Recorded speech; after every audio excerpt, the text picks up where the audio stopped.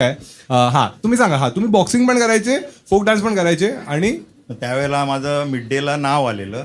मग मुली फुल वेडा झाल्या असतील. म्हणजे ती पर्टिक्युलर जास्त हा. इम्प्रेस झाली. हा हा हा. आणि मग फोक डान्सला माझी सोन्याची चेन हरवली होती. तर ती तो हा इव्हेंट बघा, केस झाल्यानंतर कापलेला येडा झाला इकडे. हा इव्हेंट झाल्यानंतर ती जास्त विचारायला लागली, अरे कुठे ठेवलेली काय. अच्छा, तिची पण चेन हरवली. नाही तर म्हणजे मला तिची तिच्यावरच chain- संशय आला की ही जास्त का विचारते. अरे ही काय लव्ह स्टोरी आहे. एका साईडला बोलता ती मुलगी हॉट होती, मग म्हणते मला शॉक आला, हिने चोरली आहे.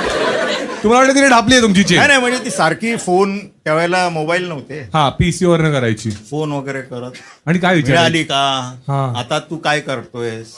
अरे म्हणजे ती तुमच्याकडे म्हणजे कॉन्व्हर्सेशन मला नाही, मला असं वाटलं की काय ट्रॅकिंग मध्ये मला ठेवलंय की काय, मी माझी ऍक्टिव्हिटी मी काय करणार आहे वगैरे हो, असं. म्हणजे कंप्लेंट वगैरे करताय का आणि तुम्ही? माझ्या हा. आईकडचे सगळे पोलीसवाले होते ना. हा हा ते मामाला मी सांगितलं, तर मामा म्हणाला मी ठीक आहे, मी 2 कॉन्स्टेबल पाठवतो. हा.